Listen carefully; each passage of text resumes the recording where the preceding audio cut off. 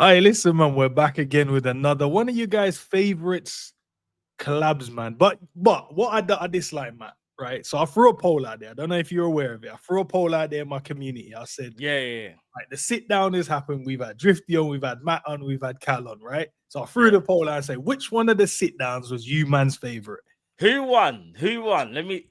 In fact, I bet I can guess. I'm gonna guess. Go on then. I'm gonna say it went Drift, Cal, then me in that particular order. Have I got that right? Nah, it was I'll get it wrong. Yeah. You put yourself last, didn't it? Oh, no, I'll double check, but I felt like it was hard. I'm just it is. I'm just humble in it. Like I'm not really. I don't mind, innit? I mean, I call myself the people's champ, so I don't really care. So no, I'm joking. Big up the people then. I'll tell you the percentage. So 312 votes, Matt. So not like chump change votes. A lot of votes. Yeah. 51% said Cal. Oh. 31% said Drifty, and 18% said Matt.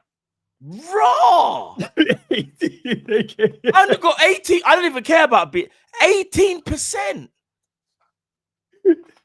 Matt, they didn't have enough laughter, bro. They didn't have enough fun. Clearly, bro. They just do you know what? I'll see you next week, bro. They're taking a piss.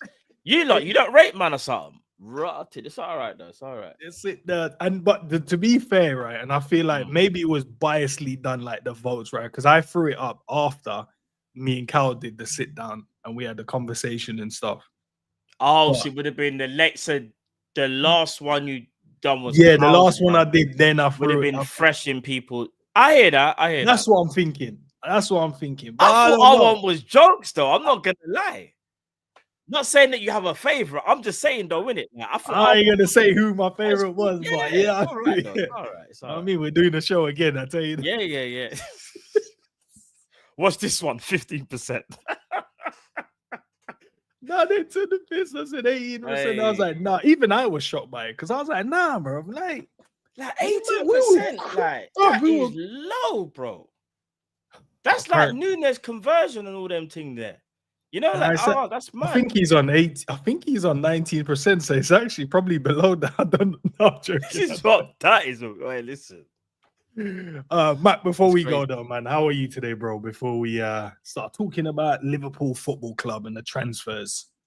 Nah, I'm all good, bro. Do you know what it is as well? The weather. Like we were just talking, obviously, before the stream started, didn't it? And I was saying like how I'm enjoying the weather. Don't get me wrong, it can be a bit much at times. You get me? The fan is on and everything, and I'm in the basketball top and whatever. Sometimes I'm wearing the wife beater, but other than that, bro, it's all blessed.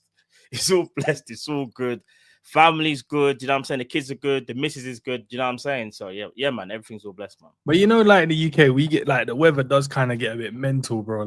But we was talking off stream, and I was like, yeah, but if you're in a different country, you're like calm with the weather. But when you're in England, you're like, can't deal with this heat, bro. But everywhere else, we're like, yeah, it's calm. Why is that, bro? Is that like do you know what it is though? The heat, it sounds crazy. The heat over here is like different to abroad. I can't explain it to you. It's like there's no subtle breeze. It's just dry air. Bro, I can't explain it. Just turn the sun in a microwave, bro. It's just cook. It's just a straight cook up, innit? It's a cookout. Like when you go abroad, like I've been blessed to kind of go to like America, different states. Yeah. And even when I went there, the hottest, I think it was LA, 100 degrees, I think it was. But it sounds crazy. It didn't feel as hot as when this place gets like to, I don't know, let's say this place gets to 90 or 80 something, very high. Like it's just different. I don't know, man. It's just different type of heat. Nah, it is. So let me I'll shout at the people in the chat already, man. So big up to LA in the building. Scraps is in the building. Scottish Bear Morris. Big up, you guys. Is already sending, bro. Ash in the building. Is that Con? Big up to Con. Yeah. Big up Con, man. Honesty, my G's in the building. Jen is in the building. YD, I told you I'm never gonna try and pronounce your name, bro, because I know I'm gonna mess it up. So I'll just Man said, let me not even try. I have to do that as well, you know, bro. There's certain names I don't want to butcher, so I won't say the name. I'll say, just out of respect, I'm just going to read the comment. Yeah, because, bro, like, man got me saying madness and the man just laughing. Yeah. You know, like, man, what's like, yo, that's not what it says, bro. I'm like, bro, I ain't got time to try and figure it out just yet. Big up to Tahir in the building as well. Big up to him, man. Building. Let me see who Jarquez, the member in the building. LK, my boy Cav. Big up to Cav, man, in the building as well. Big up, Cav. Your name out, my bad. If you're watching and you can't type, can't shout you out, I'm afraid. But guys, listen, we've got a target for this video, right? You know, I don't really like asking for the likes, but you know how it works by now. See if we can hit that target today, man. So if you haven't already liked the video, please do. Or wait for the moment when you're enjoying it, I guess, because you man only rate when me and Matt sit down 18%. That's all I know. So, yeah, no, I'm still not gonna get over that, you know. 18%, bro. Yeah, that you lot done me dirty. But fair play, everyone has their favorites, though. It's like, all right, in football, if I said to you right now, rank them in order of like importance or how you see the players. If I said Virgil, Alisson, and Salah, there's no wrong list. Yeah, that's true. Your preference. So, chat, I'm letting you off by using that analogy. But if I see 80% again, I'm crashing out. It's that simple.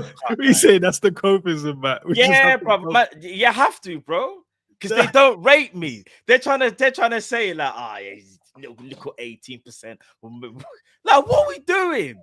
Because obviously I've been on all of the streams in this. I'm like, why was Cal's 51%? Why was so low though? 18 and like all of them were vibes. Don't get me wrong, but I don't understand why you. I thought you'd have been like evens or close to. I thought, and yours might have just picked it. That's what I thought. Okay. I thought yours would have just picked it, but they said, nah, listen, bro. They listen. The crowd's kind of aggressive. I can't lie, bro. Yeah, they're I don't know. They have their favorites, bro. I know, Matt. You need to check the numbers when you do videos. Man, see the algorithm just drop off dramatically every time I'm on screen. I'm like, what's going on? The algorithm's not really moving when 10% down every time. As well. Yeah. Man said there's no supers. The chat is way down. There's no vibes. And the wickedest thing is, all jokes aside, I feel like I'm the opposite. So if you ever catch me, one thing I will say, and this is where it's very different. When you're in a group, obviously, like, you want everyone to talk, and certain times you won't say nothing because you want to let the other person speak and you want to try and get the balance right. But you see, when I'm on my ones, bruv, I'm a madman, you know. Like, I don't know if people have seen me on my own script.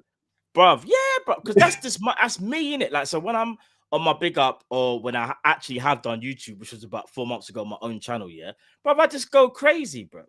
I'm just me in it. Do you know? So maybe what it is, I self-consciously like kind of tone it down a bit, if I'm being honest. I probably do. Because you don't want to be the one that's seen as like, you always want to talk and you always want to kind of not take the limelight, but like, remember, it's a group. Like, you need to kind of, there's balance to everything, innit? So. No, man. No, one of the comments, Ashra, I don't know if you saw it, but who's one?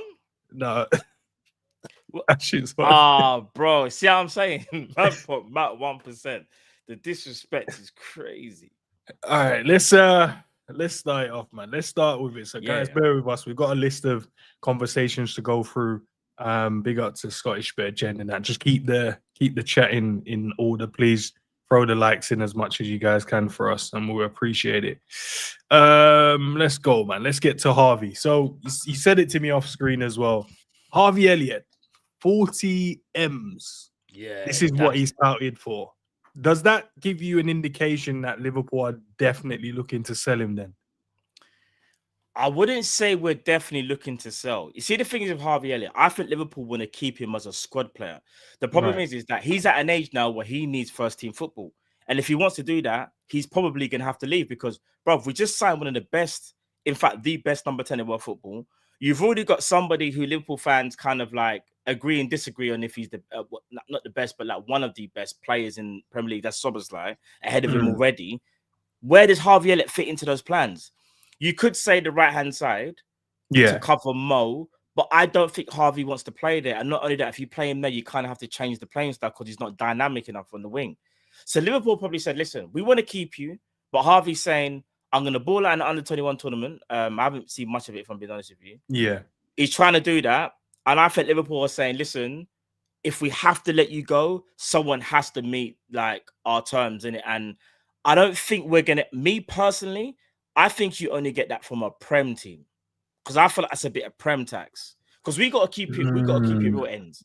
Can you see, for example, buying Leverkusen spending 40 mil on Harvey Elliott? I can't. I see between 30 and 35.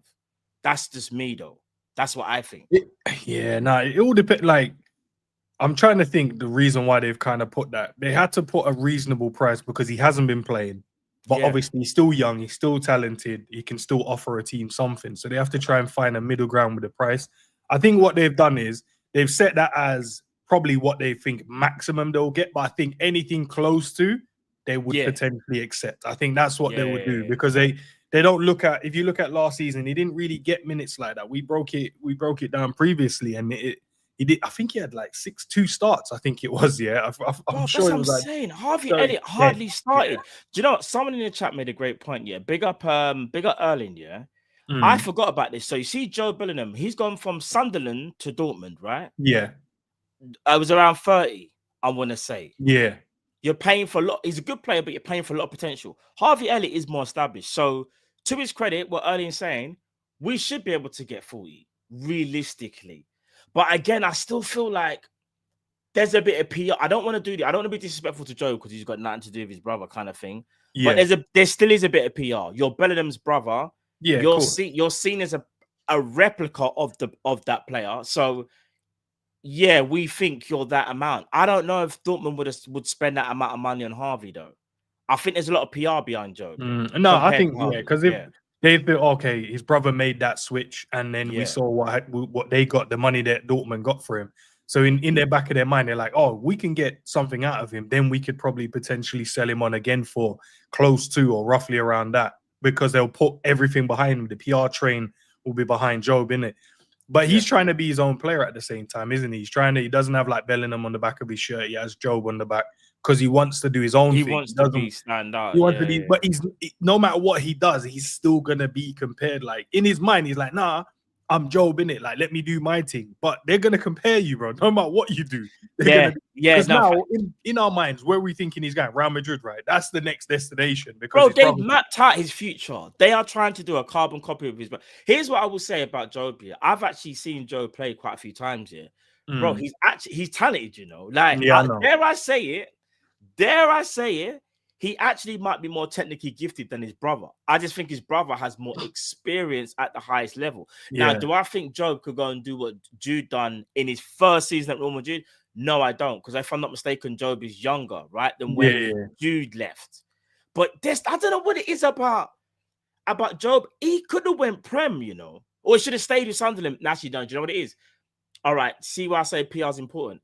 Let's say he goes to Sunderland and they automatically get relegated. He gets attached to that straight away. Oh, you got relegated with Sunderland. You're not that good.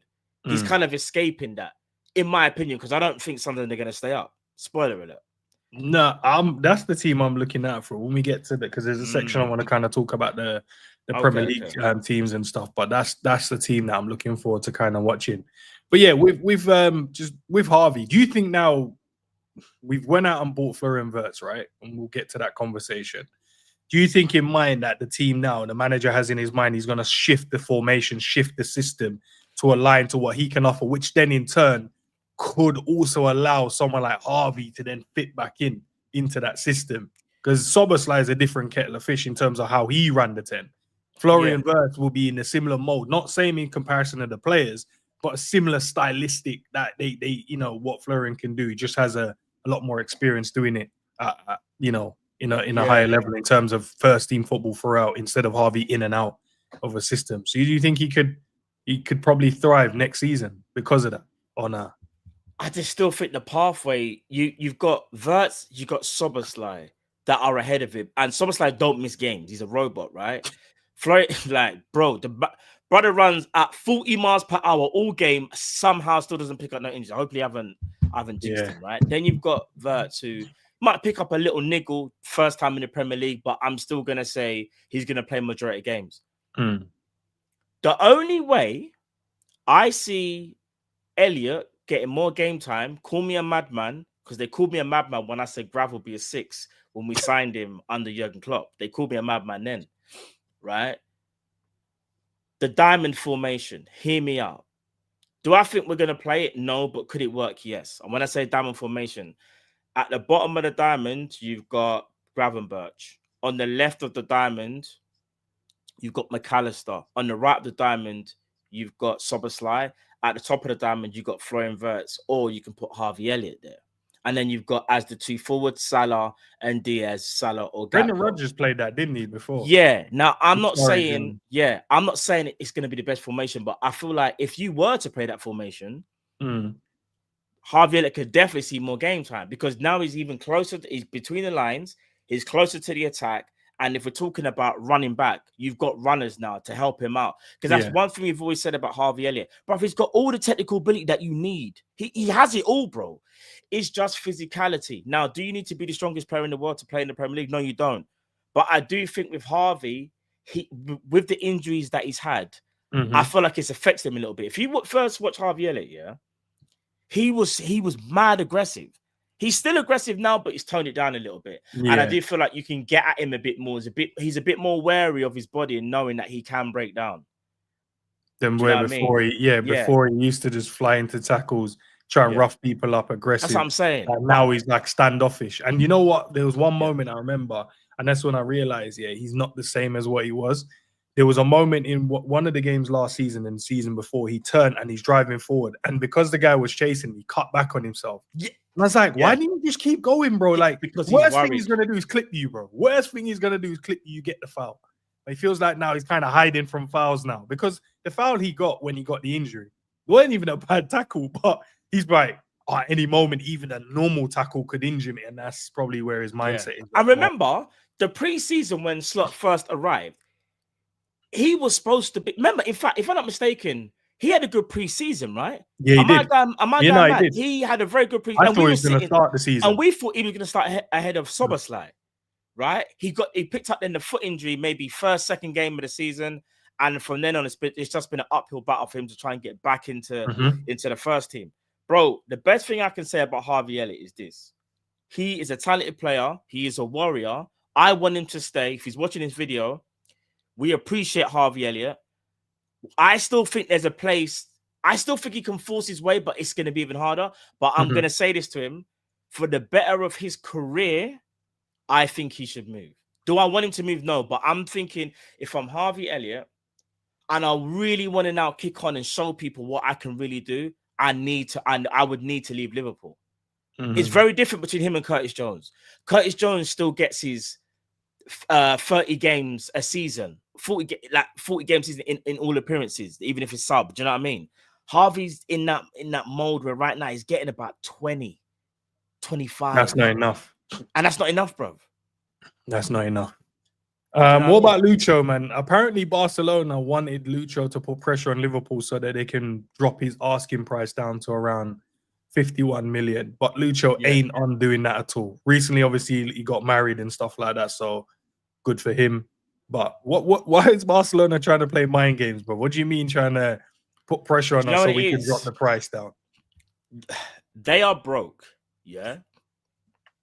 Now, Barca, okay, let me rephrase it. They don't have a lot of money, to spend. So they are trying everything in their power to try and spend as little as possible. So when they were doing this, they were also speaking to Nico Williams. Nico Williams now, I think even Fabrizio might have tweeted it this morning. They've agreed personal terms. The problem is, though, they're still trying to figure out how to do the fee, because they're struggling to pay his release clause, and they want to try and do it, I think, in installments, when I think it needs to be one installment. If they can't sort that out, I reckon they're gonna do a 180 and come back to DIAZ and try and put pressure on us. This is kind of clear. They are trying to get DIAZ at the end of the window. We should have none of that, because if you leave it towards the end of the window and Luis Diaz does that whole, do you know what, I really want to play for Barca, he's gonna put us in a predicament. And by doing that, you probably are going to get the player cheaper, because you don't want an unhappy player. Right now, though, I don't think he is going. I do think he's going to stay, But you have to understand, he's on one of the lowest contracts for his ability. Like, he's only on about 50 grand a week. If we're being honest, Luis Diaz is probably worth about 150 grand a week. That's the type of player that he is. He's one of the best left wingers. If we're being real, one of the best left wingers in Europe, if we're being honest.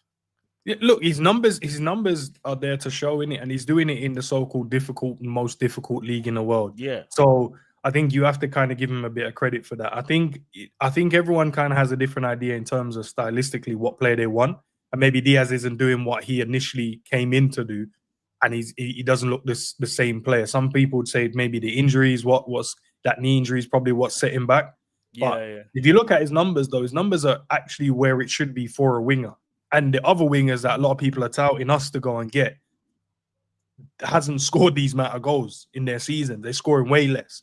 So it'll just be interesting on the reasons why. I think it's just more stylistic. I want him to stay, bro. But if big money comes in, I would understand why the club would want to sell him if like, wave come in. If Saudi come in with like an 100 million euro bid, I fully understand. We're gonna accept that, right? We're gonna set that deal. We're gonna try and go and get someone else, but whether it's a Rafael to compete with Cody Gakpo, I wouldn't mind Rafael at Liverpool, to be honest. I know there's always been that. Has he got the mentality to want to be the best? Because I think the only thing that holds the other back is his attitude at times. I feel like do you know what it is with Leao? He clocked the game too early at Milan. See, when he won the league, I feel like he's just like, I've won the league now. Like, he needs a new challenger. Yeah, he needs a new challenge now. He needs to come out of Italy, come out your comfort zone, and like try and see now if you can be a star somewhere else.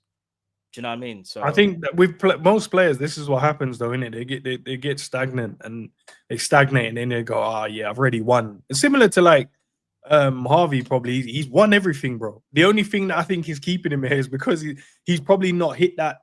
Oh, I am now an established first team player. Like I'm starting 11. I think that's the only thing, and being a Liverpool player. I think if you were just like just another squad guy with it, I think he would have left by now to play more minutes. Look at Curtis. Look at the difference between him and Jones. You see, obviously, he won the league. Curtis Jones was like taking in audio because Curtis Jones was a part. Curtis Jones actually played a role in us winning the league, whether people like it or not. He was part of the team. Go look at the performances. Go look at the assists. Yes, he had bad games, but he was a part of it. Harvey Elliott does not feel that. So can you imagine being Harvey Elliott, on the parade bus, Obviously, it's the man them, it's my brethrens, but deep down you're going to be thinking, I didn't really contribute, Yeah, like, true. I want to really contribute and be a part of that. That's why Jones is happy. Harvey Elliott is clearly not going to be happy where he is in his standing right now. And now we're just going to sign Florian Wirtz. But I don't even know. Harvey Elliott probably feels like, I was supposed to be the guy. They bought me when I was like 16 years of age. I get injury after injury. I have that season where I come off the bench and I'm doing a mad thing. I have an amazing preseason. I break down, get injured again. They go and buy a Terminator, flipping SZOBOSZLAI, who doesn't break down ever. Like what more can he do really from his perspective other than look for a fresh challenge? It feels like he gets the opportunity, but then the moment when he gets it, something happens. Yeah. Oh man, it's crazy. But talking about this guy then, TSIMIKAS, bro. The one, so this is what he says, bro. He says it's definitely a temptation to play more. But for me, the 27 to 29 games I play each year in all competition are more than playing 40 for another team in another league. Here I am on the Broadway of football. So the brother is basically saying, man, I don't care about playing better games out there.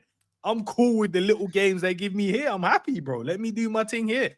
What does that mean? He's saying, I'm getting paid. He's saying, it's a beautiful day.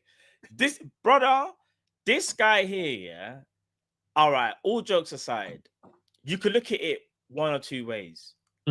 He's happy knowing that he's second choice, which as fans, we like players to do that at times.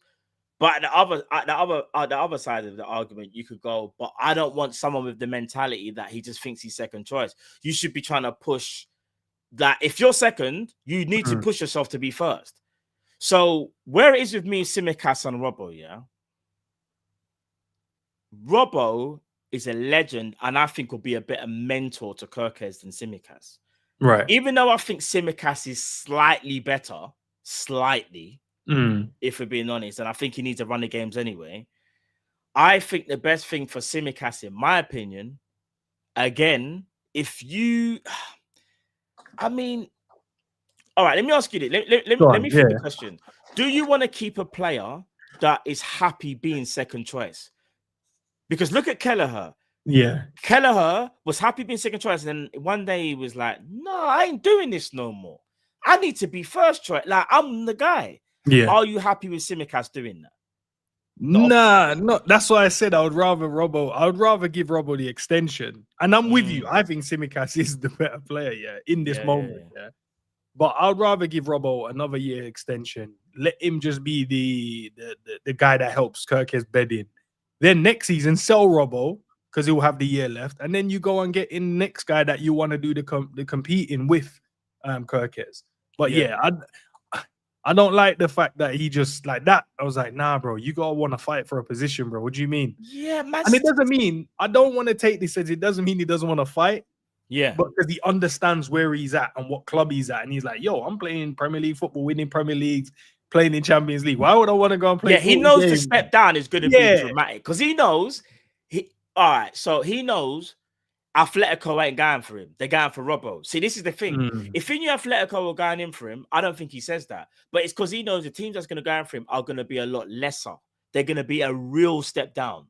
And he's going to look at that and go, so I'm going to play week in, week out, but this team ain't really pushing for nothing. They haven't really got that ambition that I have. So it's a bit of mixed signals from TSIMIKAS because you can look at it he's probably happy on the wages that he's on. I don't even know his wages actually, but he's probably cool.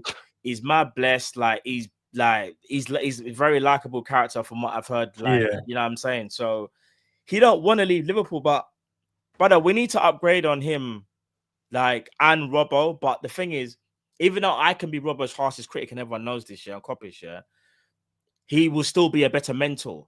Remember, Robbo but we brought it from Hull, a relegation team. Goes on to win everything in the game, pretty much from club level. Kerkez needs a mentor like that.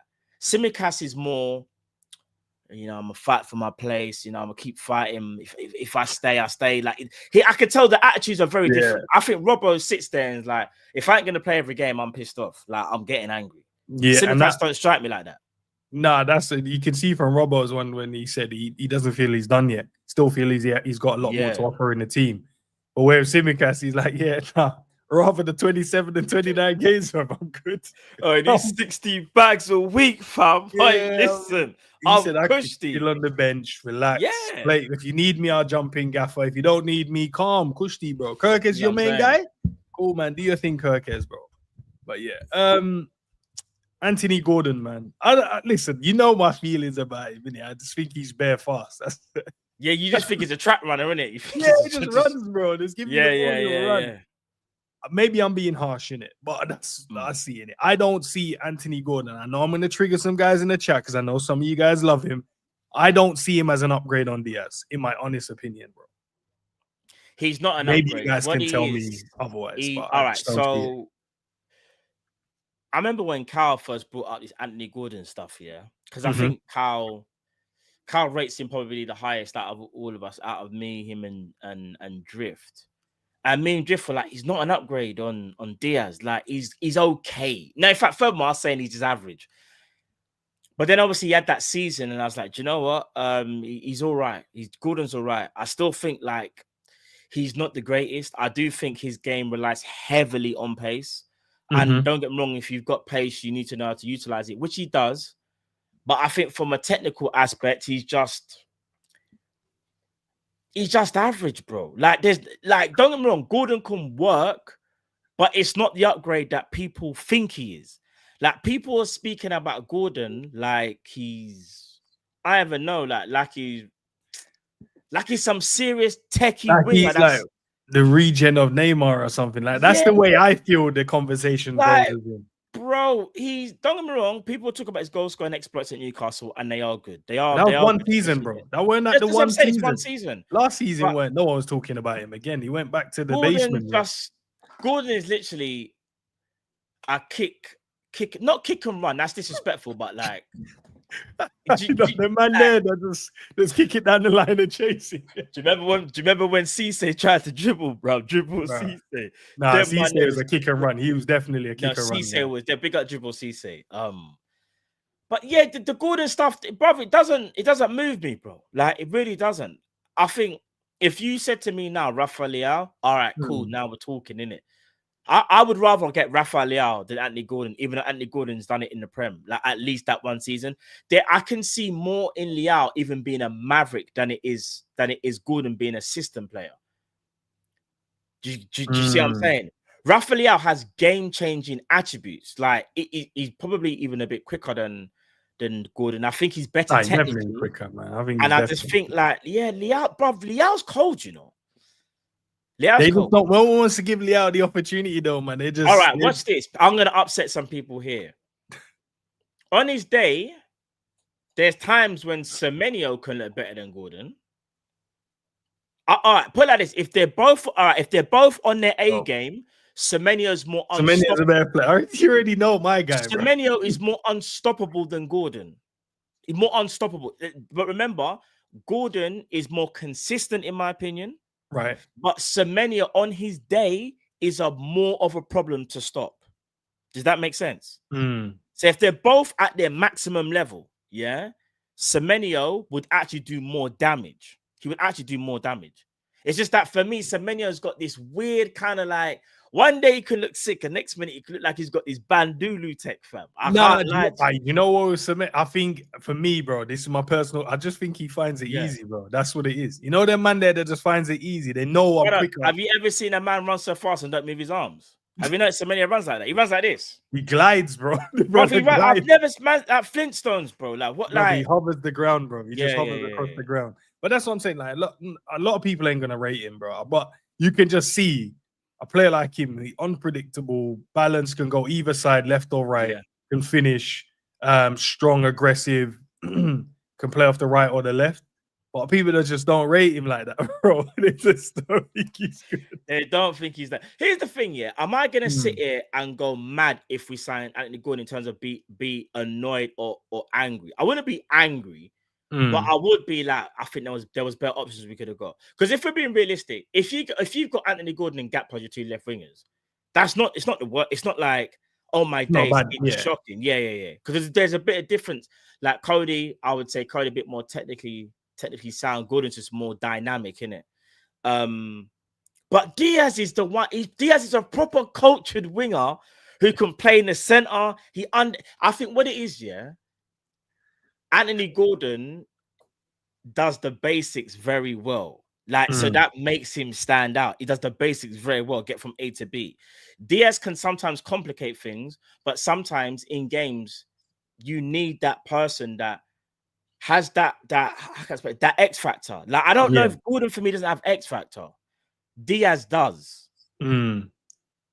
Doesn't feel like Gordon can go and win you a game. He'll keep it simple and get a goal. No, it's not saying Gordon can't get you a winner, but with Diaz, especially European football. This is where I think Diaz comes alive, by the way. European football. I think European football, play Diaz in the center, especially or out wide. I think he does better than Gordon. That's just me. And I think with Gordon, once you cut off space for Gordon, you can kind of nullify him. You can't do that with Diaz because, like I said, Diaz has got that technical footwork where you're born with that. Do you get what I'm saying? What Diaz has in his arsenal, no pun intended, is that the technical ability that he has is far superior to Gordon. There's a reason why I think all Liverpool players say he's got the best, he's the best dribbler in the team. This is from when Thiago was there. They said that. Or they were saying like him and Thiago, the best dribblers, basically like natural ability. Big up to Alex for the super chat. If Diaz goes, why would you waste that bread, moolah, money on a left winger? Has Gakpo started playing cricket or something? Get Fofana and use the extra funds for Isak. Appreciate the super chat, by the way, Alex. What do you think about that? I think the reason why we're even having this debate is because we realize as good as Gakpo is, you need two quality left wingers. There's nothing wrong with that. Now, if you go and get Malik Fofana, you're thinking more, you're paying for for the future. Don't get me wrong, he's decent now, but it will be Gakpo first choice. No one's really pushing Gakpo. I think we got the best out of Gakpo because DIAZ was pushing him. Do you get what I'm saying? Like, the position, they knew if you had a bad game, oh, my man's coming to take your spot. You know, you have one bad game. Remember, we used to see it like, oh, what? He's only played 2 games in a row. DIAZ steps back in or something. Do you know what I mean? That's what you kind of need at the top level, bro. Look up PSG. Barcola was the first choice for so long. Doué said, "Don't worry about that. End of season, I'm taking your Champions League spot." Look what happened. Not even that, bro. They went and bought Kvaratskhelia as well, bro. So well, they went crazy. They said, "Listen, you can't have too many like amazing footballers at the club." People always get this thing of, but who's gonna start, bro? There's a squad. The Champions League has how many games now? Yeah, you have to play. What is it? 8 games you have to play. Nations League is every 3 days. I know it's mad, it's bro. Stupid. Like Nation League nonsense, to be played, bro. So yeah, man. Yeah, all right, Gordon, man. All right, what about this one, bro? All right. I see the haters in the building about we ain't getting no Isak and all that. I've got a lot to say. Let me have a sip of the water. Yeah, go on, I've got a lot to say about it. Isak 2025 and that, bro. I mean, a young Isak in there, a young Alexander in the building. Number 9. All right. Pointing over his shoulder in that. Yeah, you know. All right. First of all, if the footballing gods allow this to happen, we taking over. Now, I'm being serious. I'm talking, there will be no team on earth that I would fear if we got Isak. No team. I'm talking, you walk up to any stadium and I'm already saying we've won that game. We've got too many X-factor players in the team. Salah, Florian Wirtz, Isak, McAllister, Virgil. Brother, we won the game. We would win the game when we're in the tunnel. You know, we just look at the team and be like, no, imagine you look across, you're like, do you know Salah likes to do the thing at the back of the queue? Yeah. They're looking at the front, they're seeing like Alexander there. They're seeing Florian Wirtz probably in the front. Isak's all doing, you know, Isak's celebration where he does this. He's all doing that in the tunnel. What these, man? And then Salah's just at the back, just chilling, like just waiting for his moment. They're like, bro, I'm telling you right now, if we get Alexander the Great, we're moving mad. And I'm not gonna lie to you, I'm going crazy. Now, let some reality kick in, because I said if the footballing gods allow this, right? Yeah. Okay, so wherever there's smoke, you always have to kind of be like, surely there's got to be a fire, right? Ben Jacobs, I don't know how creditable he is as of late. I don't know. I don't really like catch what he says or anything like that. Yeah. But he's the only person. Now, the reason why people were going crazy is because Fabrizio has said Liverpool's dream move is Isak. Is complicated. Right. Okay. So complicated. So what you're basically saying is there's a chance. It's the same thing that kind of happened with Wirtz, but I'd even say that it's actually more favorable. I'll tell you why. Fabrizio didn't say nothing about Wirtz for time. Do you remember? He only mentioned Bayern. He never mentioned Liverpool until he must have got a phone call and said, "Yo, big man, you better change that stance, car. Liverpool are talking now." And then all you see is, Liverpool might enter the race. It's complicated. He's already saying that already. That says to me, conversations would have taken place with Isak's entourage. However, it's not concrete enough yet because they're trying to time down to a new deal and nothing's come out of Newcastle's side. All we kind of know is that from what we've been hearing, he's not for sale. But let's keep it a buck. Every player has a price. For sale, bro. And Newcastle, if you're listening, if you want the money, we got the money. If you want the players, we got the players. We got a couple of men we can. Yeah, so Newcastle, don't worry, we got you. If you want Kwanzaa, we can give you Kwanzaa money. If you want Jota, we can give you Jota money. If you want just cash, we got you. Bro, Newcastle, in my opinion, all jokes aside, would be smart, though, to maybe let him go. Big up Drift, because Drift mentioned this to me the other day. Drift said, for Newcastle, they don't want to sell him. But if you sell him, you can build a stronger squad and you might be able to go and get the striker that I think is good.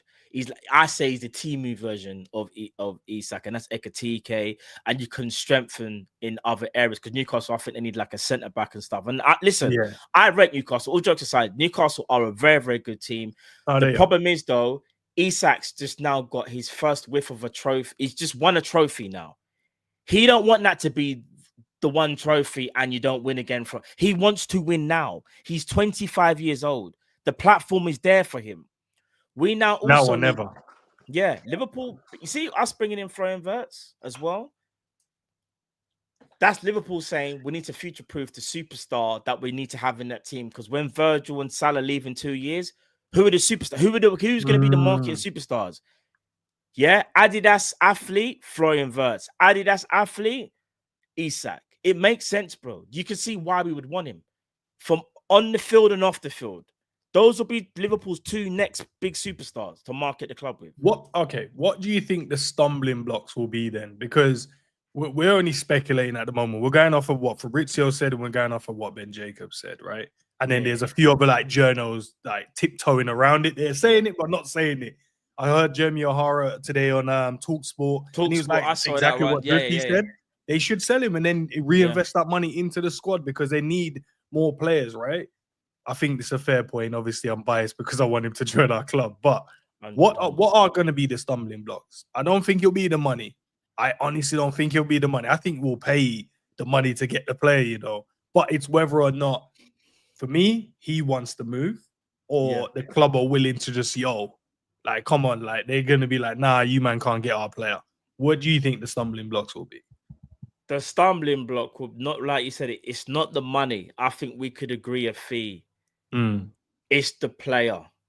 Does the player want to spend the rest of his next years in Newcastle? If he does, then you will not convince him. If he says he wants to leave for a bigger challenge, that's the only challenge we have. Because then I think Newcastle will be like, all right, we need to sell. They can keep him against his will because his contract runs out in 3 years' time. But now you might not see the greatest Alexander anymore. And now you're going into a Champions League. You might want to, do you know what I'm saying? You want to do a bit more now. But are you going to do that if my man's saying, I want to go somewhere else, you know?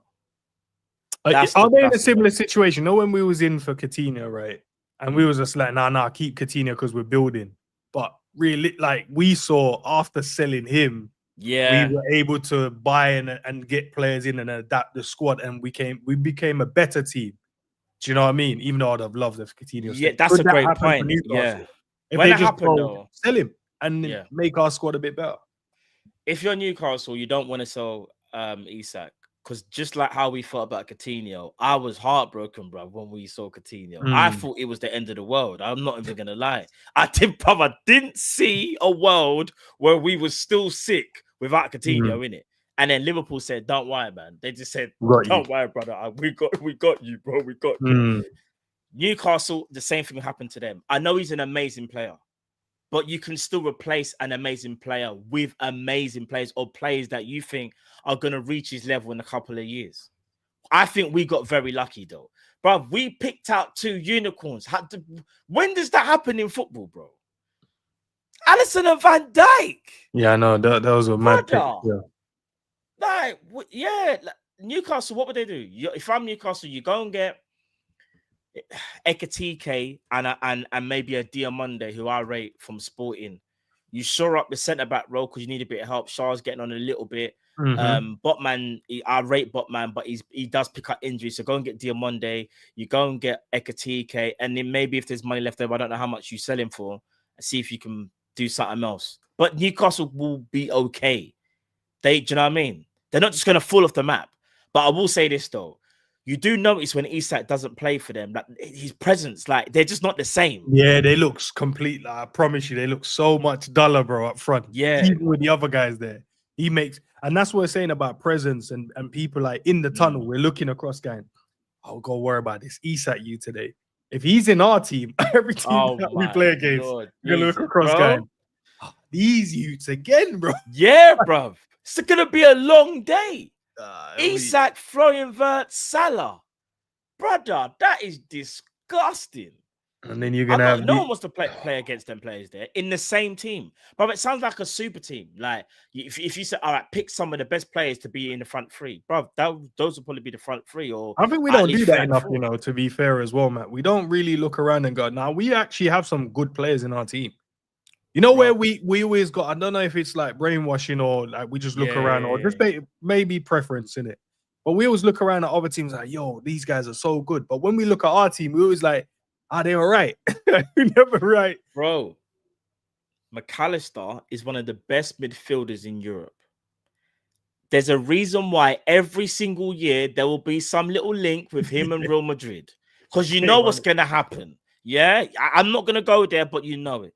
Gravenberch, the emergence. There was a reason why Gravenberch was seen as one of the brightest talents, of his generation when he was at Ajax. He's now cooking.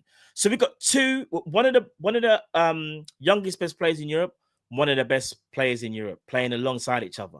Then you've got the GOAT on the right-hand side, Now you're adding in Florian, arguably the best number 10 in world football. You've got a very good maybe top five winger in DIAZ, maybe in Europe potentially, or top 10 at least.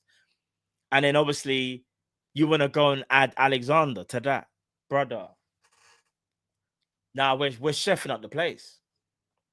Yeah, teams you lose. They'd say that a lot. Like Man United used to say, a lot of teams used to lose against us from in the tunnel, bro. Yeah, because they just looked across and saw these Donnies. They're like, we've got to play against him, and him. Who's competing with that though? Like that. There is. I know people. I just see someone in the comments say the pivot needs breaking up. Not necessarily. I just think the pivot needs rotation.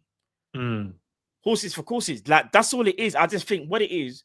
The reason why we're saying that is because we played that same pivot for about 95% of the games. They are going to get tired, bro. That was Gravenberch's first season of playing how many games in a row? Remember, since he got injured in his first season for us when he started for us. He in and out the team. Bayern, he didn't play. So it's his first actual season in a minute since Ajax days where he was playing consistently. Bro, we got cold players. We still got Virgil. We still got Alisson. Like, bro, we still got Kanate, bro. Our team is cold. If we somehow get Isak over the line, we're breaking the internet. We're breaking everything. Like, if we sign Isak though, whoever's got partners out there, tell your partners or whatever. Like, listen, if we're going out the next day, now we'll do that another day. We need to talk about Isak. Because that right there will be the biggest game changer in European football. I'm being serious. Now, do you know what that means? Because you know a lot of teams when they play against us, they just go, let's mark Salah at the game, Liverpool dead food in it. That's what they always think. Partly our fault as fans as well, because we always like, oh, Salah is our main guy, which he is. But we always go, so they're like, oh yeah, as long as we mark him, you know, like psychologically, we just lose the battle. But if we now do put Alexander there, Florian Wirtz there, and we start talking about these, man, I guarantee the other players will see it and they'll be like, yo, that's true, you know. Isak, his movement, Salah in behind and his creativity, Florian Wirtz dictating, dropping into little pockets, scoring goals, making assists. DIAZ now, it frees up even a player like Gakpo and DIAZ because now the work is less, isn't it? Because everyone else is sharing up the work. Already, you see Florian Wirtz, that's already helping Salah out drastically. Because let's be real, our creativity would be a little bit lopsided. It would literally be Trent passes the ball to Salah, and then Salah will create something for the others. Majority of time, right? Florian Wirtz is now going to be on the opposite side. And you've got Kerkez about to enter the fray as well. So you've got a youthful left-hand side. And remember, this is one thing I love about Florian. No one in the Prem, not many of them know what he's like. They don't know what to expect. You see that X factor? He already has it already, you know. We all know what Florian Wirtz can do, but some of them Prem players won't understand what's about to happen. Like, they don't understand we're about to be chefing up, bro. They just go, nah, this little short you in midfield. Don't worry, bro. When you can't catch him, when you can't get close to him, you find out real quick, bro. I'm telling you. So yeah, man, it's gonna be serious. It's gonna be serious. Love for the super chat, my broski. If I'm Newcastle, I'd sell Isak and buy Hugo and Kudus with the sell money. I agree, bro. That's two players improve the team. You're right. Buy a TK, and then you get Kudus in, and then you can whatever funds you've got, like transfer wise, you can then go and sort out your defense with that. think you're calm then. It'll be a British record as well. I'm going to say, if we're being realistic, because Newcastle don't have to sell, it's more about if the player wants to leave. Yeah. I'm going to say Newcastle are going to take us to the cleaners, though. We don't care because we've been saving our pocket money for the last 5 years. We haven't spent, we ain't bought no sweets. We ain't bought no PS5. Yeah, we've just been saving. We can afford to splash 140 on Isak. I think that's what it's going to take, you know. I think I'm like 120, 130. That's nah, broski. They saw what we did for Florian Wirtz. Nah, I think They know, and it's prem tax as well. No, but here's the problem. He's a striker, right, bro. I know. I hear me out. I know he's got what, 3 years left, right? Yeah. Okay. I think some money than no money is always going to be a good thing in it. So he could. You're right. What you mentioned earlier, he could just like be off the boil now for the next couple of years because he didn't get his move. I'm not saying he would. Not saying he's going to down tools, but in the back of his mind, there's certain things he doesn't hit the certain amount of numbers like he did in the last 2 seasons. He goes back to hitting 10 and 11 goals, similar to like Nunes and them, man. They can't then you're running off years of the contract, right? They can't then command a fee of 100 plus. They would have to take little boy money, and that's what they don't want to do, innit? So they're gonna have to now go. We have to get paid enough, but we're not gonna try and take the piss. So I think enough, and I think a balanced amount would be 120. 130 max. Anything above that. Okay. You man are taking the piss, bro. Like, can we just be reasonable now? Yeah. No, I hear that. That's a very valid point. Maybe it wouldn't be 140, but it's gonna be a lot of money. Yeah. Like Newcastle gonna be like, all right, we see what you did for Florian Wirtz. You man have got papers. Yeah. You man have definitely got papers for Alexander because remember, strikers are always seen as premium. They get you their main objective is goals. Goals win you games, goals win you titles. They are going to add that premium. And to be fair, I'd say we've got a healthy relationship with Newcastle because I do think the fact that the Anthony Gordon stuff was about to happen, but it's only because they sold Minter. I want to say, with Minter. That deal was about to go through. I don't think that from stuff that I've read, there's been no bad lines of communication between the two teams. So, but yeah, man, Newcastle keeps saying he's not for sale. I just think we got to try. And you know what else I'm going to say last thing about this? I don't really believe in manifesting and all them things. I just believe, like me, I'm a man of God in it. So I'll just pray. Manifest, same way. Yeah? Probably so real. I feel like this manifestation thing's worked.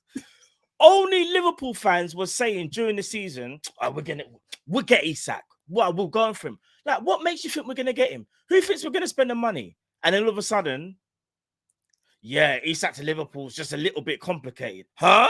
What do you mean? Yeah. He wasn't even realistic. Florian Wirtz is another one. Brother, if I said to you in the middle of the season, we're going to get Florian Wirtz, you'll say, Matt, what are you drinking? I already thought he was going buying, bro. So when you said that, up until when we was at Liverpool was interested, in my mind said, he's going buying, isn't it? He's going buying. I thought he was they've already agreed. I thought it was a pre-contract agreement with Bayern, bro. Yeah, ready to go there, but clearly not. Bro, I'm telling you, the manifestation is real. I didn't believe in them. I mean, it's mad. It's mad. They're talking about Florian Wirtz, bro. The big man, I've seen you guys in the chat saying he's landed. The plane trackers are out in their full force again. He's landed in Liverpool to take his first part of his medical. Then he'll do the second part Friday, and then a big boy announcement. I can't wait. You know, I don't know what time it will be. I can't wait to see, the conversation being had. I can't wait to see his first interview. That's one of the things I'm looking out for, man. I just want to hear why he decided, because I'm still kind of confused. I know we're a big club. I know that the manager has got a bit of pull now based on, he said, like the conversation he had with him. But I want to know why, bro, because in my mind, German players tend to go to Bayern Munich. They tend to just steal every player that's good from Dortmund and everywhere else. They just go, oh, you're next. You're good. You helped this team win. Now we're taking you then. We're putting you a part of our Galactico as such team. But he ended up going, nah, I want to go here. I'm just like, not why, but you need to tell me why, bro. Yeah, you need to tell me. Do you know what it is? All right. So also, I've just seen something regarding Isak, by the way, is this today? I don't know if you've seen this. No, go on. Whatever it is. I think is the journalist's name. Have you heard of Luke Edwards? I've seen stuff on Twitter, but I don't Is he really a journalist, follow. chat? But basically, the last thing he tweeted, he said, "I did warn you, it will be a long summer regarding Isak, because in March he said, brace yourself with this Isak. It will go on all summer." Senior sources told they do not think anyone will be able to afford him. But now, oh, he's a Newcastle journal. So this is the first time Newcastle journal said anything. He said from March. Oh, I need to find the tweet. If you can find the tweet, basically he said, yeah, there's definitely something happening, and not only that, he's saying, I did warn you it's going to be a long summer. Like, basically, Newcastle are not shutting it down that it's never going to happen. Their first thing was no one can afford him. That was their first thing. But now we've said, well, boy, oh, what, you thought we didn't have money? Kind of changes stuff. So I don't know. Not only that, his camp is probably leaning towards a Liverpool move as well, isn't it? 100. Let me quickly find out. Sorry, bro. Yeah, I know you want to speak. I just on, wanted to find that thing. Where is it? Luke. What is it? Luke Edwards. Let me actually find the exact tweet, and then I can tell people. That's it for the Telegraph. All right, so I wasn't going crazy. All right, so where is it? Right, so he said in March, yeah. Senior sources have told Telegraph Sport they do not think anyone will be able to afford Isak, but they are braced for all sorts of attempts to unsettle him in the hope of lowering his price tag. Expect bids to be leaked into public domain that are around 89 million mark. Way below Newcastle's valuation, but designed to turn Isak's head. Newcastle will dig in. And then that is what he said in March. He's now quote tweeted that with, I did warn you, it will be a long summer regarding Isak. So he still, I would have thought, would have said, listen, Isak is not for sale. That's what I've been told. The fact that he hasn't shut it down, I don't want to get too carried away, but that already tells me it's game on. Something, like it's game on. It's game on. Something's brewing in it. Something's brewing. Something's definitely brewing. But yeah. But yeah, what are you looking forward to in terms of the Florian Wirtz stuff, man? Because we tend to like look out for, like, I don't know, the media stuff and first pictures and whatever. But what are you looking out for? Bro, me personally, like I still can't even believe we're getting the player. Like you said, how we managed to convince Florian Wirtz to not go to Bayern. I don't even think I can even put that into words. The only thing I can really say is we've reached a new era where players now look at us as the best team in the world. Because Florian Wirtz had the opportunity to go to Bayern Munich. That's like that's Spain's Real Madrid, isn't it? Like, you know what I mean? That's in Germany. You're supposed to go to Bayern. They are seen as the best team in Germany. Why would you not want to go there? Somehow we've managed to convince him and say, but if you go there, they've already got Musiala.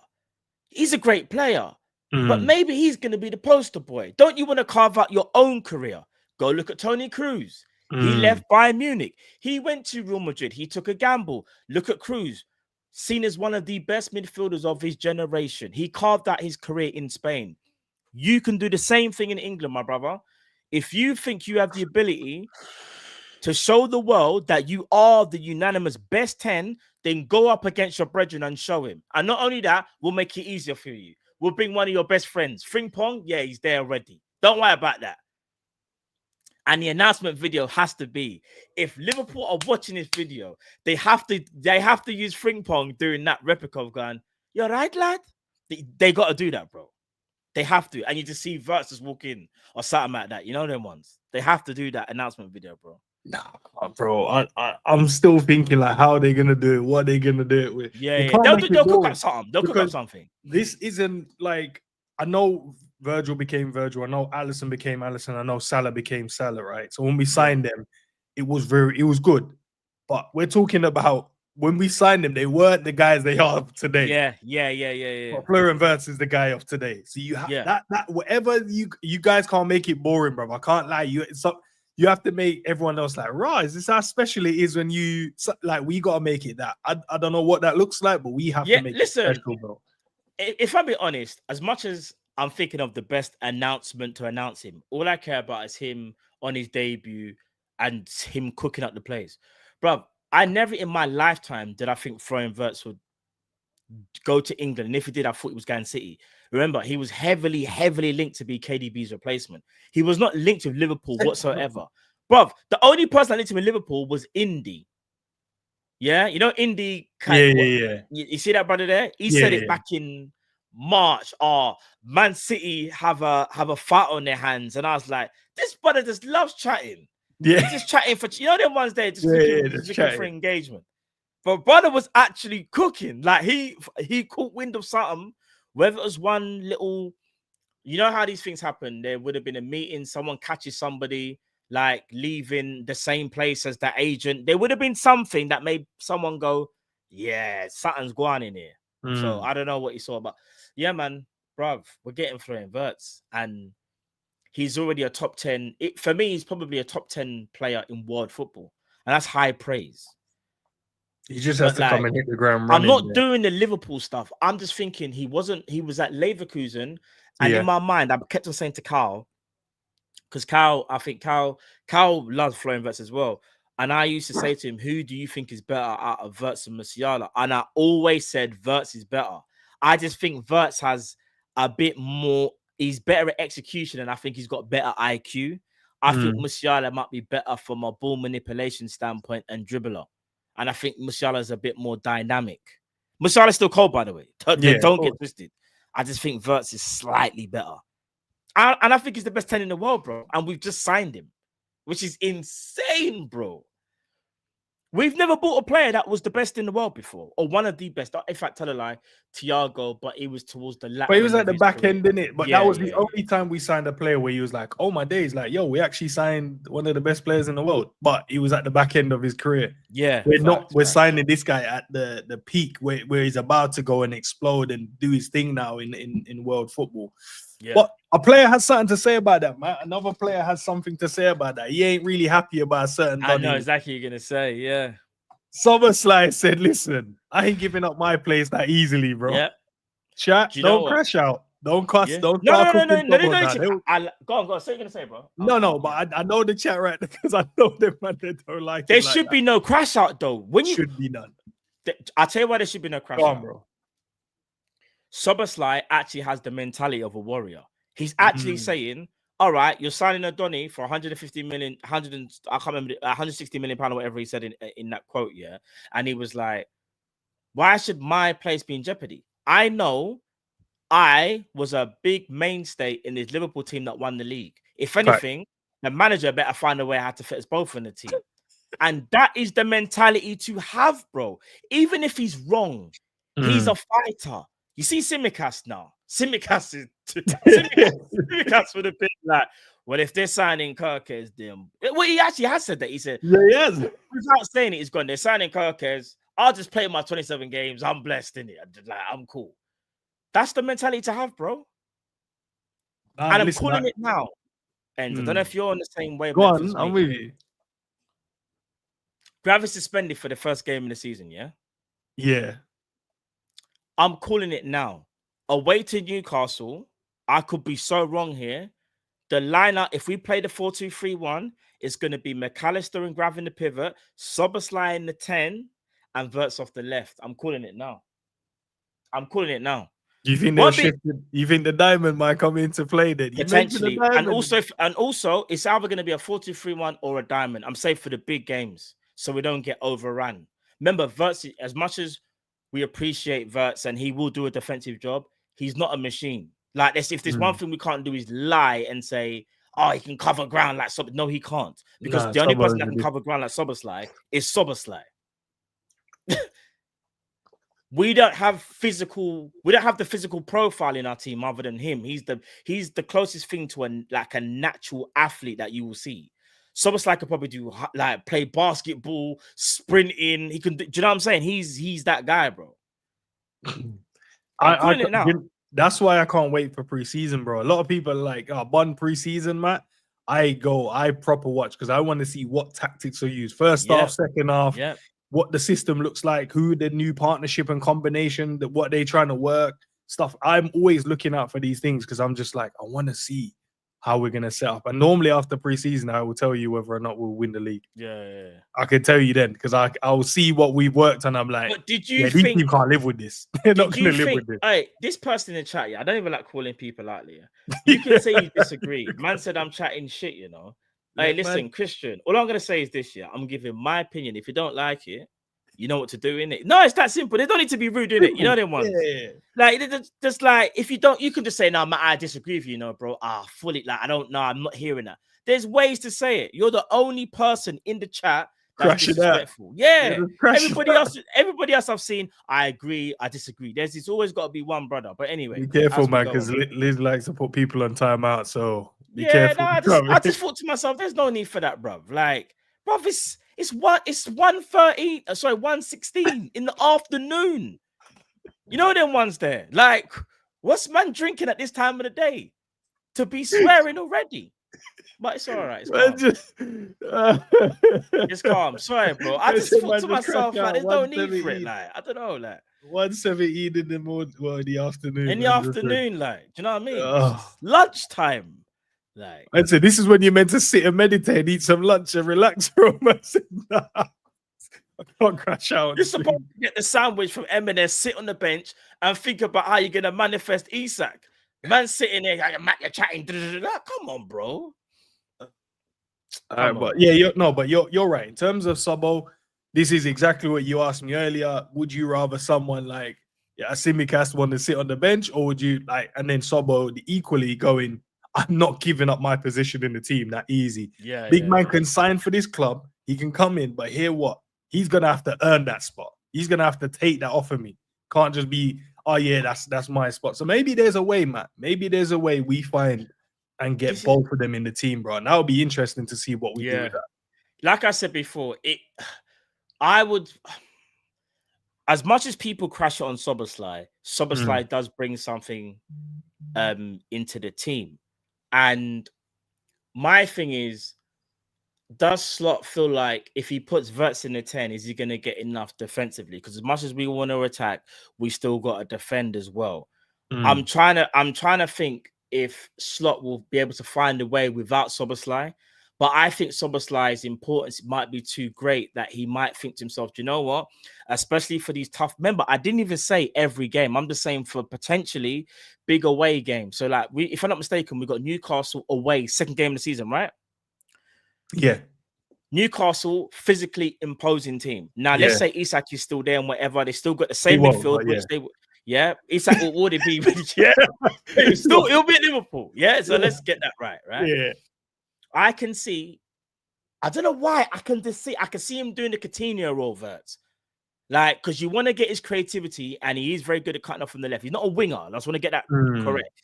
But he can play off the left.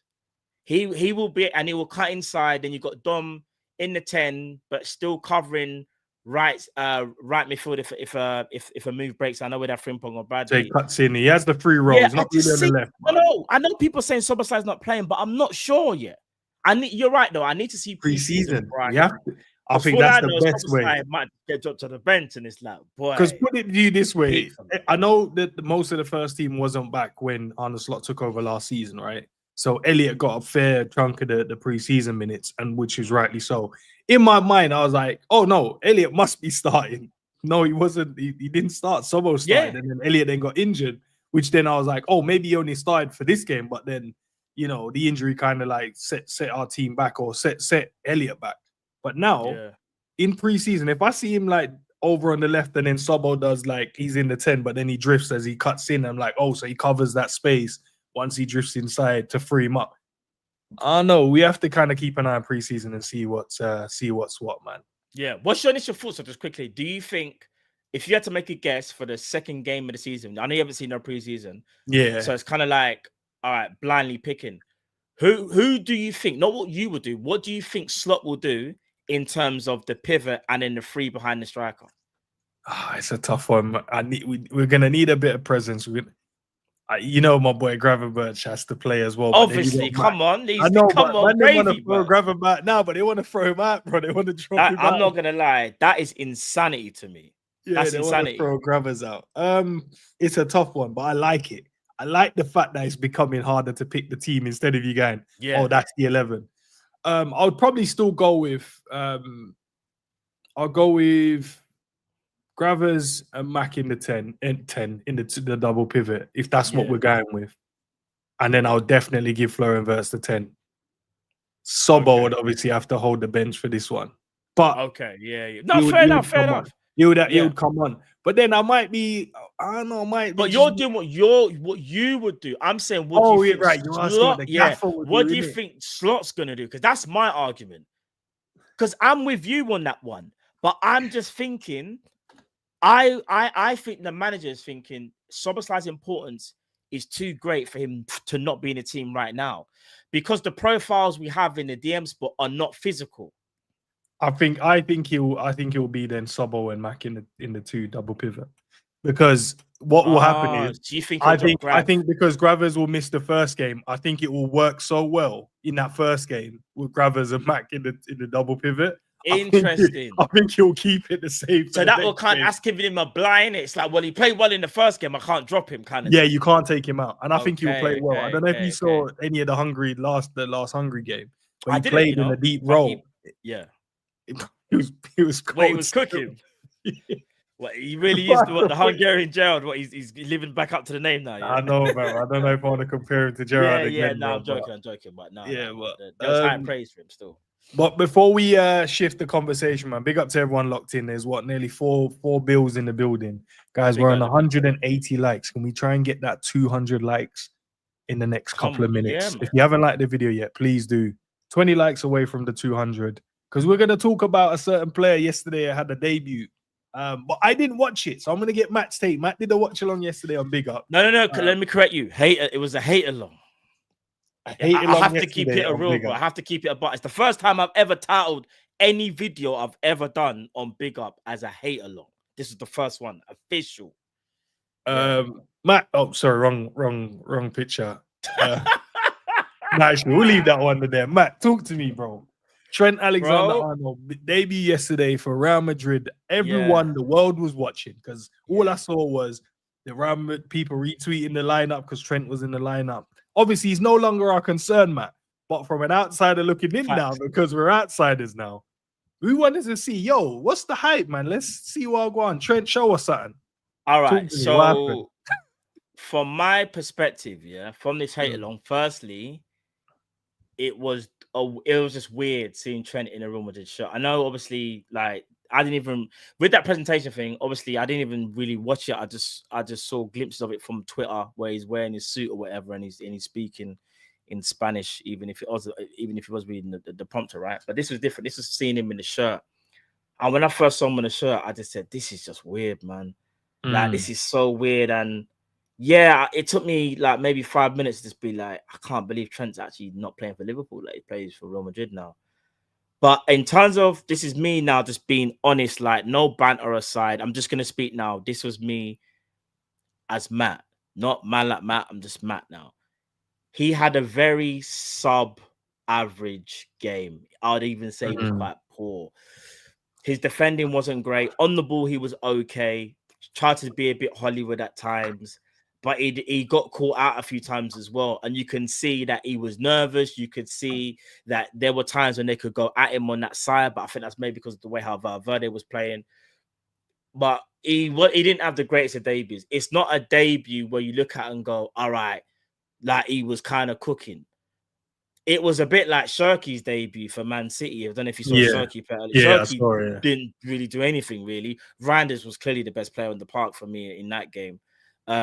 But Trent, you can tell, he's got a lot of work to do if he wants to try and change the narrative that he can't defend. That's one thing I will say. Nothing has changed, because I thought my worst feeling would be seeing Trent defend like his life depends on it. You know, that's what the one where I'd be like, I will never watch a Madrid game ever again, like ever, even to hate, because I'm not gonna sit here and watch a player who I know can defend. What was just choosing not to the whole time. But it looked like the story continues. This is going off the first game. All Real Madrid players were terrible. Like, Al Hilal actually outplayed them. I know, I saw some clips. They were bopping the ball. They were doing rondos, and bro, it was crazy, bro. I can't lie. They were cooking. But yeah, man, it's just, all jokes aside, it's a sad sight, man, to see one of our own now play for Real Madrid, man. I never thought I'd sit here and say Trent plays for Real Madrid, but now it's officially happened. He's now one of them. It's a weird one. It's what's that phrase? Keep your friends close, but your enemies closer. Yeah. That's what I'm gonna be doing because I already know we're facing them in the Champions League. Mark my words. I know. I know how this thing works. We will face them 110%. We will face them, and we have to be ready. Because don't get twisted.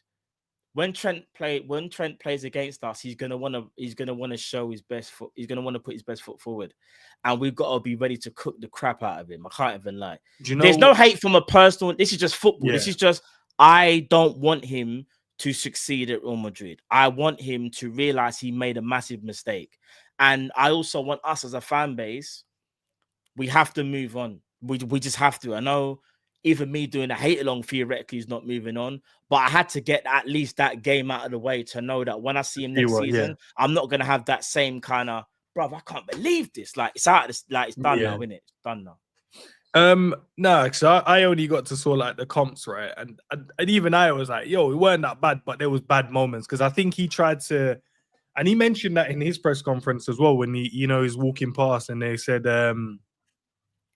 he was saying, "Oh yeah, I got to get used to my teammates. I got to adapt to how and the expectation of the football club and stuff like that." Yeah. And then looking at the comps and stuff what someone created of him, and I was like, yeah, there was some moments of bad defending. Like you could see that he was still defending in the way he defends for us. But it's crazy because when it was for us, we defended it because we was like maybe like blind to it, maybe because he was one of our own. We protect our own right at the time. And we looked at it and go, nah, he ain't that bad. We know he can defend better. But like as an outsider now watching it, I was like, yo, this is bad, Even from like some of the moments within the comps. And then it brought me back to moments when he defended for us. And I was like, yo, I used to defend this. I'd never hear man chat to me about Trent. Anyhow, bro. Yeah. Because he was one of ours. Yeah, I'm watching it now with like, and I'm not being mad. I don't care now. He's at Madrid. He can do whatever in it. But I'm watching it going, yo, like, and these were like, I can't even know the brother's name, brother. This is what I'm saying, bro. I don't even be disrespectful. I don't know the brothers' names, bro. Like, but they were cooking, and he looks sluggish. Don't get me wrong. It's not even pre-season. It's post-season, isn't it? Like, like in NBA, it's post-season. You can tell like he's not like ready, if that makes sense. But should be like his fundamentals for defending were bad though. Like they were bad. Like. There was a part where like they were getting countered and he kind of drifted inside instead of like going towards the winger. Then he decided like to go to the winger after all. And it was like, bro, what made you do that? Like what made you like decide like you were too half-hearted or you were too uncertain? But this is what happened at Liverpool all the time. There's a reason why people started making up these new terminologies about Kanate, about channel defenders and them thing there. No, I've never channel. Have you heard this? I didn't heard it. I know he's the best channel defender, bro. Why is there channel defenders? Because they're now covering the fullback. This is the first I've heard of it, bro. Like, but this is what I mean. Apparently, is this real? I don't, Matt. I have not done it, but I'm gonna lean on the fact that it might be real. I'm just gonna just because of what you said. You know what? Let's run with the narrative. Let's run with it still. Let's run with the narrative, man. Guys in the chat, if you guys have seen, let me know. Do you think it's real? Do you not think it's real? If not, that's fine. As a Trent is a very talented player, but at this level, the talent alone is not enough. He needs to work harder physically and more consistent, especially defensively. He has to meet the standards set. And the fitness, discipline, and the effort. Bro, if this is real, and I'm gonna go off the premise that it is, they tagged that the Madrid extra, right? Yeah. Let's go to the Madrid extra and see. Like, why is this up on my thing, bro? And see if it is, bro. Because it could be, it might not be. Yeah, but like, I mean, that is a. That's the title. If he said that, boy, that's quite damning. But he already said though. He did say beforehand that like the standards that we're setting at the football club, innit? Yeah, facts. He did say as well that everyone needs to run like hard work. I remember seeing a quote, and that was a real. Did he not run at all then, or not? Like the way that, because as I said, I didn't watch it. So I don't know if... Bruv, his running was half-hearted kind of thing, half-assed. Like, he wasn't sprinting. Like there was that no given point he was sprinting, even when he was trying to chase someone.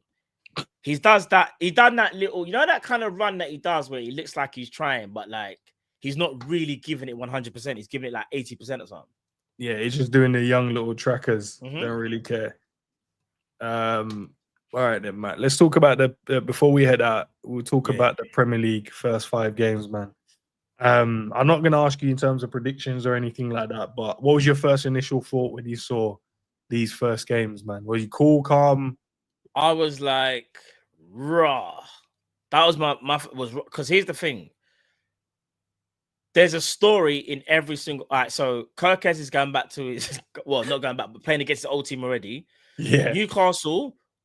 We're trying to get Isak, and we lost to them in the cup. Yeah. Arsenal, they just annoy us through their delusion, and their trophy is well, we haven't lost at Anfield. We get draws with them, so that they're annoying. Burnley, I don't really care about them. I just think we just beat Burnley. Everton, it's a Merseyside derby. Like, do you know what I mean? Even though I think we will beat Everton, it's you never know in a derby we could be a banana skin, but. It's not the easiest start. I'll be honest with you. I'll be so real. It's not the easiest start at all. Especially the Newcastle and Arsenal, bro. Why Newcastle away? Second game of the season. The only thing that gives us a bit of saving grace is within the first 3 weeks, no one's near at the optimum. So you got to try your best to like. Yeah, who's at the better pre-season? Yeah, I'm glad like Newcastle's midfield ain't at their peak, innit? Because if they are, they always cause us problems, bro. Do you know what? Zabir made a great point yesterday. And he said about the first 3 games are going to test us in different ways. It's going to test us. The first game is going to be like how quickly is all the players kind of embedded into the system and see if they can adapt to the new style or whatever. If the manager decides to change it, then we got to adapt to the physicality of Newcastle. And then we have to adapt to the tactical side of the game against Arsenal. I don't know if you share the same sentiment of what Zabir, but I thought that was a great way of looking at it. So Bournemouth, will they adapt? How quickly can these men like Florian Wirtz, Kerkez? I know he's obviously played in the Prem, but for Liverpool, Frimpong, and then obviously if Isak joins as well. But you know what? Yeah, you know what? That's big up Siberia. That's kind of spot on. The tactical battle will definitely be Arsenal. I do feel as much as I banner Arsenal tactically, they are astute. They know what they're doing, especially from a defensive point of view. That they're very hard to break down. Arsenal, I will say that, and that's literally because they play 4 centre backs and they don't give that much space. Like, I'll be real. The 4 centre-back thing, even Man City are trying to go away from that. That's why I feel like Arsenal always get duped. They've got duped into that and think that could win them something. And it goes to show you, for you to win the league, you don't need 4 centre-backs. To you to win the Champions League, you don't need 4 centre-backs. So let Arsenal stay there with their 4 centre-backs. I just think Arsenal, from an attacking standpoint, they just haven't got enough. They rely, in my opinion, too heavily on Saka. Even if they get Sesko, I still don't think that'll be enough. I think they would need to add like a Rodrigo or someone like that to replace Martinelli. And they need goals. Arsenal are very good at controlling games and shutting down opponents. But for me, they don't score enough. So tactically, that will be a battle. Newcastle's always physicality. It's just always physicality. And then, like, it's pretty spot on. The Bournemouth thing will literally just be first game of the season. I think the Bournemouth thing is just about fitness, though. Whenever it's the first game of the season, I always look at it as which team is in the best shape fitness wise. That's normally who wins because it's the first game of the season. No one is really at 100% first game of the season because Bournemouth could actually be in a better fitness than us, and that's the reason why they beat us, not because they're better. That's how I see that one, anyway. Just looking at a few of the transfer stuff, I see your comment, and don't worry. I was just seeing that, the transfer news live saying that Liverpool are looking to break another record or break Florian Wirtz's record. I'm not going to click on it. I already know what that means. I know who's that for. Yeah. What, there's news breaking now as we're talking? No, it's about an hour ago. I don't know if it was now, and then 58 minutes ago, it says Bournemouth and Liverpool are now shaking hands on a total package of around 40 million for Kerkez. And Yeah. then Sky Sports is saying an hour ago that Bayer Leverkusen are in talk of Joel Kwanzaa. So that's... And there's more regarding Isak. So is it from the Chronicle Live? So Newcastle paper, I want to say, I think it's something to do with a Q&A from Lee Ryder. Yeah. He says, personally, I think that Newcastle or any other club will find it hard to turn down 150 for any player if that's the price on the table. It's just an astronomical amount of money. And if Liverpool were to really back up that speculation, I think it turns into one of the biggest sensations in world football very quickly. And I always go back to CEO Darren Eales admitting on record on a Zoom call that every player has a price. If he's privy to conversations from the powers that be at Newcastle, then it feels like it could be done. Yes. Would it be popular? Of course not. Would it take high-level replacement to pacify the supporters? Maybe. Then you think about the player. If he wants to move and if his head has been turned by the sway of crazy money, it will be hard to stop them.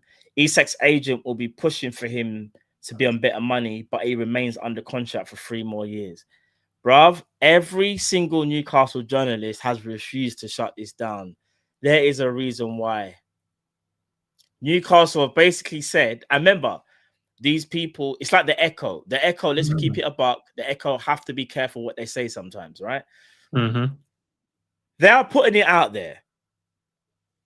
Newcastle fans, brace yourselves. That's what it feels like they're saying to me.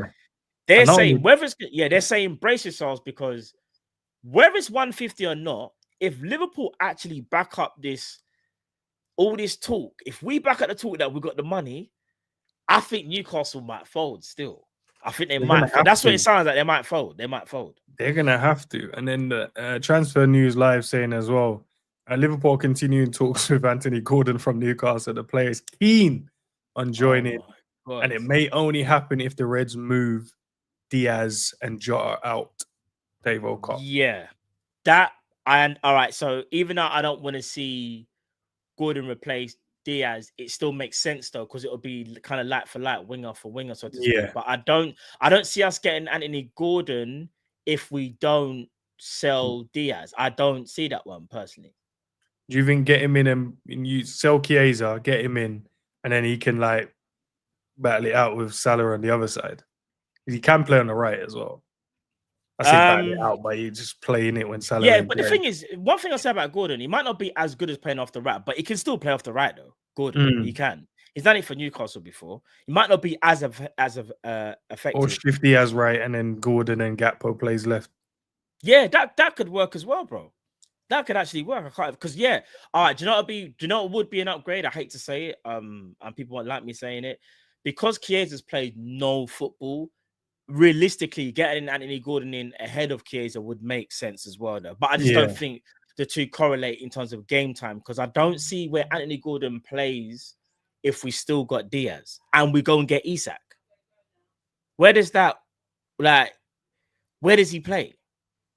Where not even that, does he get enough minutes? Because he wants to start in the World Cup, innit? Does he though? I'll be surprised if he's not trying to. Listen, I'll be very, very surprised Anthony Gordon's not thinking to himself, I can push myself to get into that England first 11. No, I think he could get him, but if he starts, I don't know if he starts. But he would need game time. That's the thing. That's true. That's true. He would need, it's different for Isak. If Isak goes to Liverpool, bro, no one's benching Isak unless he gets an injury. Nobody. You know them ones. So like, brother, I'm not gonna lie. The Twitter's starting to heat up, and it's mad. Like I'm seeing Theo Squares or something. I think it's for the Echo. Yeah, Theo. If Isak wants to leave Newcastle, the price tag isn't an issue for Liverpool. You see, that's all started now. I don't want to get too gassed, bro, but I think it might be happening. I don't know. I told you, Liverpool, bro. Liverpool, a huge summer up. You know, a huge. I need to, bro. The Kwanzaa thing though is the one I'm kind of thinking about the most. It's not because I don't mind. To Leverkusen. Yeah, because we don't have enough centre backs, bro, and I don't see links with centre backs at the moment. So I don't know. I'll be real. If we lose Kwanzaa, we're in trouble though, because it sounds mad. We still got the Kanate situation. That's another situation as well, by the way. You allow Kwanzaa to leave, and that leaves you with Joe Gomez, who we do rate as a fan base, well, the majority of us do, but it's the injuries. Yeah. And then that's it. So that means we only have Who would be your centre back though? Who would be your centre back? Mine would be Diamande, potentially from Sporting. I like him, and I've started looking into Lukeba as well, and he looks Lukeba's cold as well. My only issue with Lukeba, and I say only issue sounds weird, because he's a left-sided centre back. If he would be first choice, does Van Dijk now want to play right-sided centre back for the last 2 years of his career at Liverpool? Because he's so settled at left-sided centre back, and that sounds silly. Big man, adapt, bro. No, but at that point, he might just be like, "Bro, you're gonna get the best out of me. You're the captain. Let the man with the left foot come in, bro." But this is no. I'm just saying. I know it's kind of a silly thing to look at, but players have preferences. Like, we're kind of fortunate that Sadio Mane didn't look at Salah and go, "Big man, you better learn how to cross the ball because I'm not moving from the right hand side." You know, the one's there. He said to Mo, "I'll allow you. I'll allow you go to the other side." But if not, you better learn to cross. You better do Damien Duff settings. You know them ones. You better start crossing, big man. So all right, I've got it's not 21 questions though, Matt, but we'll wrap it up on this one as well. It's either or. Which one you'd like in it and your preference? Okay, cool. I think these are. I think some of them look easy to be fair. Is it a timed one or is it just no? Just chilled. Just chilled. Yeah, That's just chopping it up. Chilled one, yeah. I'm just thinking like, like some of them are easy, but some of them I'm intrigued to see who you choose. Okay. Yeah. Who's the better right back, Trent or Wan-Bissaka? Ooh. Trent, but defender. Nah, it's all in one, bro. He can't. It's all in one. He's the better right back.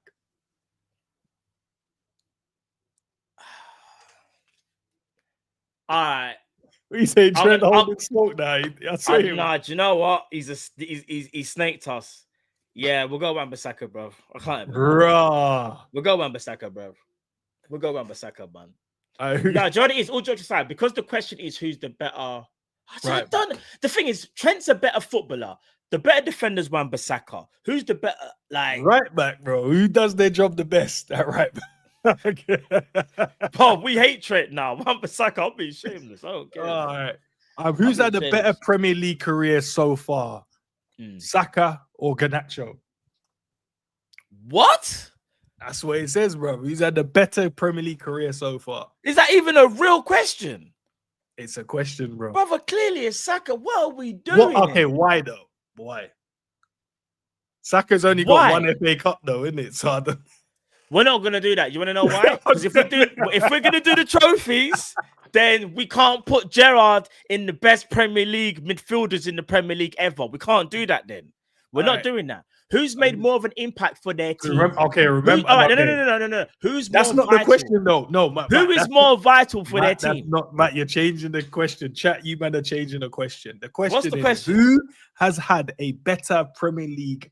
Who's had a better Premier League career so far? That's what he says. Saka. Not your He's preference. made Saka. Not your favorite.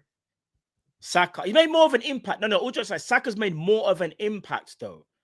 It's okay winning trophies and like you getting a goal here or there in the group stage. But if you're actually like, I know Arsenal, here's the thing, because Arsenal won anything, but my argument is Arsenal are way more competitive than Manchester United. They are. And not only that, Saka is their talisman.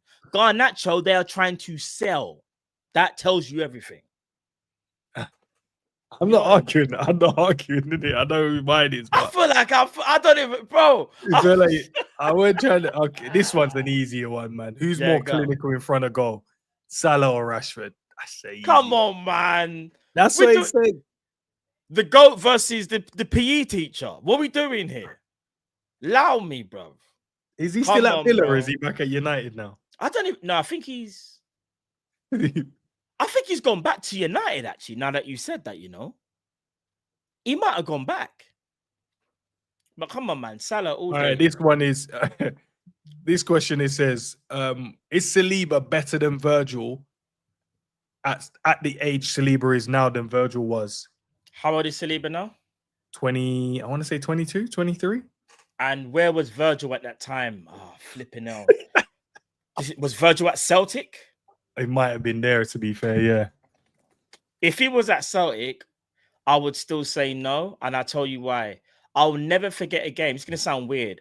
Where they got badded up at the new camp and Virgil, I think, was still man of the match. He was insane, bro. This is when he was at Celtic. But I'm trying to remember, though, because you see, when he was at Celtic, they used to say, you're only getting 75% of Virgil van Dijk. They actually said the league's too easy for him. Everybody said it. Yeah, when he started running out the back and dribbling and scoring goals, that's when he knew. Yeah, bro, I'm telling you, there was this game at the new camp. I'll never forget. Virgil was going mad, and yeah, man, I'm still going Virgil. Still going Virgil. But Thing is an amazing talent, by the way. Saliba's a talent, though. I will say that. I think he's alright, you know. You think? Yeah, I think the media's helped him a lot. His PR is good, though. But I've been saying this though. I said he might have the bozo gene. I'm just saying. Nah, he does, because now like everything that I've said about Gabriel, I was like, he's the better defender. For Gabriel me, is better. No, he's a better defender. And I wanted to see him without him, just to see, because everyone's telling me Saliba. I'm like, all right, cool. In my head, I'm like, no, I think Gabriel makes him a better defender. And I think without him, he would look shaky. And then lo and behold, yeah, nah, it's true, bro. It's so Brother true. Looks shaky as hell. Who has more potential, Kobe Mainoo or Harvey Elliott? Harvey Elliott. Right, no love for Kobe. I know. No, Johnny is your Kobe. Kobe, even though Kobe does have talent, and listen, I'm not saying it because he's a Man United fan. You want me to answer these questions properly, innit? So I'm going to be real. Kobe has talent, but the problem is, I feel like Kobe's regressed, and I think he's regressed because he's playing at Man United. I think if you want to get the best out of Kobe, and you want me to kind of see the vision where he'd be better, Kobe would need to leave. But all I can see is what he's in at Man United, and true.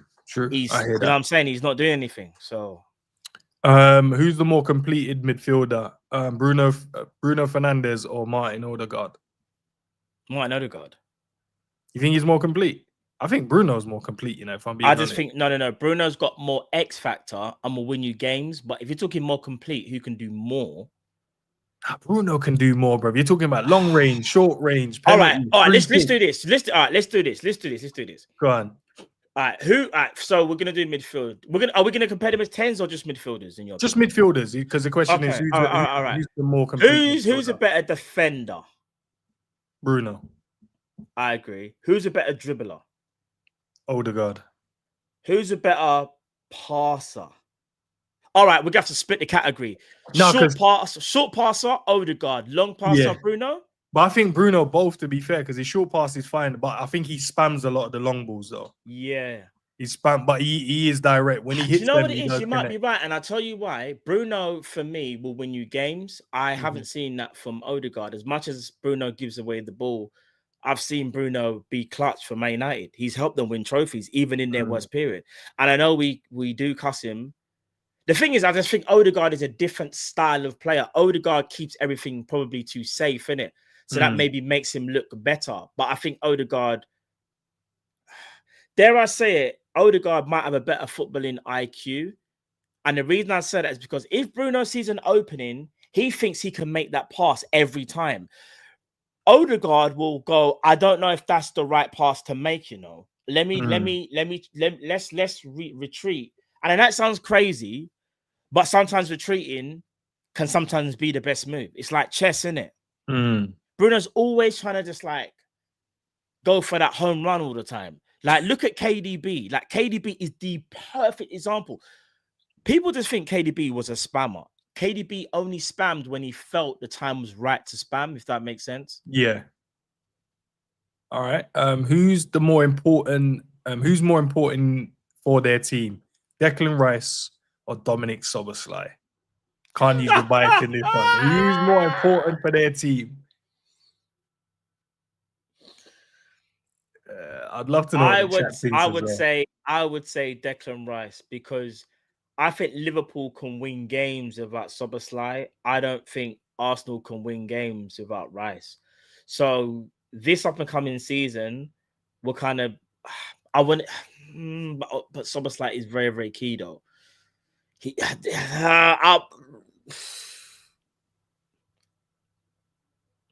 All right. Of late, you would say, look at Real Madrid game, for example. If Declan Rice ain't there, Arsenal wouldn't have gone through, innit? Let's keep it a buck. They wouldn't have gone through. As bad as Real Madrid were. Rice he was the guy. Do you know what I mean? But he was the guy in the moment, though, not the guy overall in the game. The thing is, they're both key cogs in their team. Yeah. I'm just saying, who has a better chance of winning a trophy without that person there? We are better equipped than them. All right. So you're going They rely heavily more on Rice than we rely more heavily on SZOBOSZLAI. You say that. You say that. But then I've also said earlier on in the show that SZOBOSZLAI, bro, these questions are mad, man. This is why I got 18%. You're giving me these crazy, mad questions to try and trip me up and make me to try and break my arm or something. These questions are mad, chat. You know these ones. My favorite one. Don't say it loud. Enz only does this to me, you know. I swear, bro. I swear that. Don't say it loud though. But my favorite show was it with me and you did it still. But all right. Do you know what? This one's good. I'm gonna go Declan. I'm still gonna stick with Declan, but I think it's very close though. But I'm cheating though because I'm saying we're better equipped, more so than who's more important. So I am cheating. Who would you want to take a last-minute penalty in a shootout? Salah or Bruno Fernandes? Oh my days! They're both cold at. Penalty. All right. Do you know what? I'm only gonna say Salah now, but if you would have said to me before we won the league, I'll probably would have said Bruno. If I'm not mistaken, Salah never missed one penalty last year, did he? He converted every single penalty. Do you know when you said that? All I can remember is the one when he put it past the post. But have I got that right? Last season just gone, Salah converted every penalty. What's this? Real Madrid. Did he miss against Real Madrid? Did he miss against Real Madrid? Did we even have? I can't even remember. I know we beat them 2-0. I'm trying to remember. Did Salah miss against Real Madrid? I can't remember us even getting a penalty against them. Now can I, bro? That's man. See, when you win, like the semantics, you don't really care. Yeah, he did. Yeah. Oh, so he did miss what? He did miss one then still. Okay. So is that the only? Okay, so the chat corrected me. That's the only one that he's missed. Yeah. That's Bruno missed one though. That's I'll be real. Bruno buries. But I'm still believing in my player though. I know we can do the statistics. I'm still believing in my player. I still think. I know Bruno probably naturally is a better penalty taker because I think McAllister's a better penalty taker potentially than Salah. But I just think the way how Salah was going on last year, Salah of old, you know, sometimes he just rashes it. He's not even thinking about where he's putting it. You know, last year was the first year you saw him actually pick the corners. Yeah, he started picking the corners. He was doing top bins and stuff. He worked on his penalties, bro. I'm going Salah, bro. All right, fair enough, bro. Who's more consistent, Gabriel Jesus or Darwin Núñez? Oh my gosh. Consistently good or consistently crap? He just is consistent, bro. Because sometimes maybe good, sometimes maybe shit. I don't know, bro. I'll be honest with you. Jesus is always injured. I'm getting no, he is. Like it's very horrible to say, but he's always injured. I don't even. Is this question like based on their careers? Like I don't even know. Like what's the? It just says who's more consistent. You just have to, whatever is in your mind you want to go with, Núñez is more reliable in terms of like reliability. So I'd have to go Núñez. Yeah, he's more reliable. Like I know he's probably not going to be injured. This one's easy. Who had the most, the bigger impact on the Premier League? Casemiro or Fabinho? Like that's easy, Fabinho. You know that, but I finally got an easy one. Flipping hell, bro. This one will test your loyalty, but also I know this player is a player that you like as well. Who's the better captain, Steven Gerrard or Patrick Vieira? Gerrard, but Vieira is probably, in my opinion, the second best midfielder to grace the Prem. He's very close to Gerrard. For me, Vieira. I remember it says captain, though. This is as captain. But I think a captain, obviously you need to win things, but I feel like without Steven Gerrard, with doing what he was doing when we weren't even winning them times there, we would have fell off the map, bro. I don't think no, bro. We would, bro. Like we would have been done. He kept us relevant, bro. I fight every case that Gerrard gets. I fight, bro, because I will never hear no one diss him. But full respect to Patrick Vieira, mad respect, bro. Vieira is one of the greatest. But what I'm saying is, though, what Gerrard had to do, bro, when no one was helping him was a joke thing. We used to go into games thinking we have a chance because we had Gerrard. Imagine having one player and just thinking you can fight the world with one player when just you know it's 11 players, bro. Like, and you know they got 11 dons that could hurt. Yeah, 11 dons, and then we got the one brother. Gerrard was just like, yo, no man, just put him with anyone, he'll make them better players. Have you ever seen one midfielder battle against Essien, Makelele, and Lampard and still think you had a chance? And they'd still respect him at the end of it. 100%. We only really got close to them when we brought Alonso. When we brought Alonso, that's when it was, and Mascherano. That's when it was like, all right, we're bringing some equalizer. But Gerrard had to do it before they arrived. You know them ones there. So yeah, man. That's easy. Who has the better legacy at United, Rooney or Ronaldo? I probably would have said Wayne Rooney, surely. Ronaldo is because Rooney done it for longer. Rooney's consistency was longer. Ronaldo had that Ballon d'Or, but he was only there for how many seasons? Rooney's legacy is crazy for Man United, bro. I think it's Rooney personally. I just think Ronaldo is still doing his thing, innit? It's because Ronaldo, what it is, when they were aging, Ronaldo aged more like gracefully on the football pitch than Rooney. Like Rooney, I can't lie to you. Bro. And the thing is, Ferguson tried to say to him, brother, you need to look after yourself more so, like, because the way Rooney was even built when he was younger, broski, it's like Rooney just never went gym. He was just born naturally like that. But you could tell he was one McFlurry away from going mad. You could tell. No, you could just see it though, innit? You could see, like, you just want McFlurry to crash it out, bro. Mate.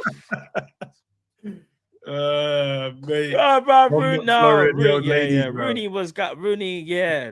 But it's close. But Rooney, you have to factor in longevity into that, bro. This one has this one's 3 though. So this one says, who's the more legendary striker / forward? Yeah, and it has Henry, Suarez, or Salah in there. Hold on, what? So who's the more legendary striker / forward? And it has Henry, Suarez, and Salah. Who's more legendary? Yeah, as a forward or a striker.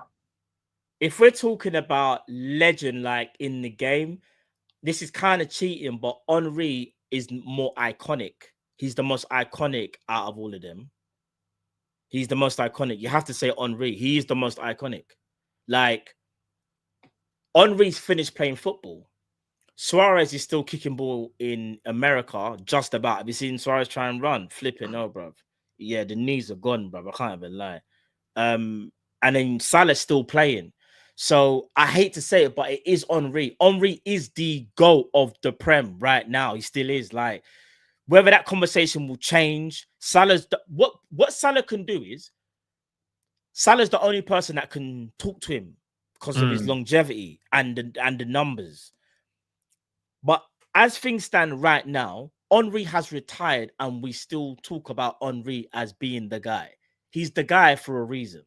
Do you know what I mean? As much as it hurts me to say, but I have to be realistic.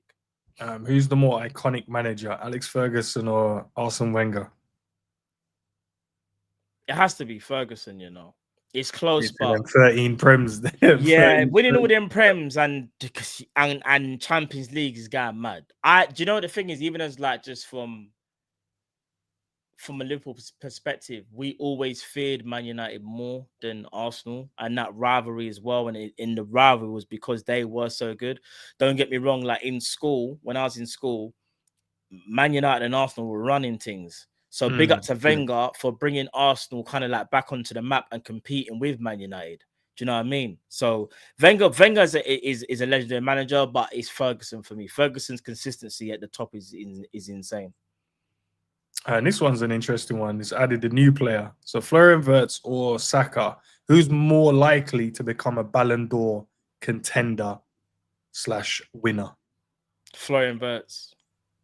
Over Saka? Shall I tell you why? Go on. Who's got more chance of winning things next season? Yeah, Florian Wirtz still. You're a Ballon d'Or contender, obviously, if you do well. You're a Ballon d'Or contender, more so top 10, top thingy, if you actually win things. You're putting your name there. If you're a mainstay in what your team is doing, you are going to get noticed. There's nothing wrong with me saying Wirtz, because I think Saka is still a sick player. The problem is for Arsenal, in my opinion, though, is that if Arsenal had done what they were supposed to do theoretically 2 years ago and win the Prem, that them having that taste of winning a major trophy, that would spur them on. And I feel like they'll be way more of a threat. And I wouldn't be sitting there as confident as I am thinking Arsenal are dangerous, but I don't think they're as dangerous as what their fans make out. Like, they will always be dangerous because they're a good team. But I don't think they're as dangerous as in, like, I don't see Arsenal winning the Champions League. I don't see it. I genuinely don't. Their best chance was this year just gone. Yeah, this one's going to be a biased one, but we'll throw it in there. We'll finish on this one. Who's more likely, because I know there's some Arsenal fans in there, to win more? I think there's like 2 Man City fans that watch the channel sometimes. Who's most likely to win the first trophy in 2025-2026 season? Arsenal, Liverpool, or City? So that will be the Carabao Cup, innit? Oh, if you're Arteta, then the Charity Shield, innit?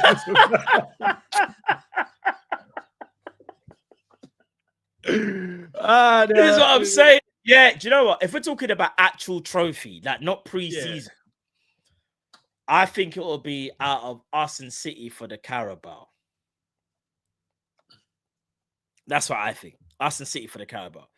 I think City will be way more dangerous this year. I still think Arsenal will be dangerous. Do you know what it is? I can't.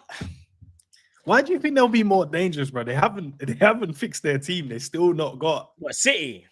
No, Arsenal. Oh, you said City. Sorry, did you say City? I said City will be more dangerous. No, okay. No, I get that because they signed what? Ain't Nori, Ryan Shirky, and bruv, they got Reinders. Bruv, they've got the players in the right places, in it, but they needed to improve. Arsenal for me though, like Zubimendi, he's replacing Jorginho, in my opinion. So they're probably gonna go Declan Rice and Zubimendi in the pivot. Declan Rice would now theoretically be a bit more of a number 8. Arsenal fans can now finally see he's not a controller. He can be that kind of destructive 6, but you get the best out of Rice when you're doing the kind of Henderson carrying the ball going forward, in it, and he's more of a problem. So they're going to play Zubimendi as the controller. Odegaard will be the 10. I still have question marks over their strikers and their forwards, bro. Saka's the only one where I look at and go, he's a real problem. Martinelli doesn't scare me. Trossard is too hit and miss at times for me, but can be just a bit of an impact. Jesus is obviously got, riddled with injuries. Havertz, like, he just doesn't, like, Havertz isn't the guy. Even if you get Sesko does improve them, but you're asking Sesko now to just bang in them 20 goals. His agent said he's not just a striker, he's a special striker. That's what his agent said. Hey, I'm only telling you the news, in the chat saying receipts will be there. Like, bro, this is football. It's just an opinion, innit? My opinion is not gospel. I'm just saying, for me personally, Arsenal, they'll be there or thereabouts. I just don't see Arsenal winning the Premier League. They could maybe pick up a cup, and maybe I'm wrong, but I'm gonna go City, Liverpool more favored for me. Arsenal 3rd, and then the other cups. Champions League, I think Arsenal will kind of do the same thing. I think they might get to the round 16 again, maybe even quarterfinals, but I don't know if they've got enough. I think a lot depends on shopping. I know what we're on. I know what we're about. We're the defending champions, and we've just added Florian Wirtz. Yeah? We're the champs. Everyone needs to be looking at us to be like, can we beat Liverpool? No one can convince me that yet. Even with all the shopping City have done and the shopping Arsenal have done, I'm not convinced that they can be better than us. They will give us problems. They might even fight us all the way there, but they're not better than us. They're just not. So yeah, man. And if we get Isak, brother, put the fries in the bag, man. When we get Isak, I keep telling you, man. I know you said you're a Christian man, but we're here about manifestation. Bro. We're here about putting your feet in the grass, blood, and meditating. Yeah, bro, no, it's true. It's true though. We're gonna get so if we got the Isak thing as well, nothing ain't stopping us, bro. Ah, man. All right, listen, man. Matt, appreciate you, bro. Thanks for jumping in. Come on, my bro. Anytime. You know the thing already, man. The chat. I hope you guys enjoyed it as well, man. There was over 200, 300, 400 of you guys in the building over the course of it. If you haven't already, smash the like, man. And I don't even need to tell you guys where to find it. You can see on the screen, Coppish. They're tagged in the title as well. Matt, do you guys have any shows coming up today at all? We released a show yesterday. Go check that out. That was regarding the centre back situation regarding United. That video got released. In terms of today, I believe there is, but I'm trying to remember. I've done so many shows the last couple of days. Stay tuned. Okay. But I will tell you this: if there's nothing today, definitely tomorrow, because you've got morning show tomorrow, and you've got Sam and Tom on the channel as well. We do that every Friday. So there might be something today, but stay tuned, keep an eye on socials, and keep an eye for the notifications as well. Oh, yeah. One Jamie show as well. Let's say, I'm saying there's so many shows. One Jamie show later on tonight, Vibes with Coppish. And we could potentially be live. I just thought of it now, remembered. We could be live on Big Up as well in some capacity. Stay tuned for that. Keep an eye on socials. So there's bare...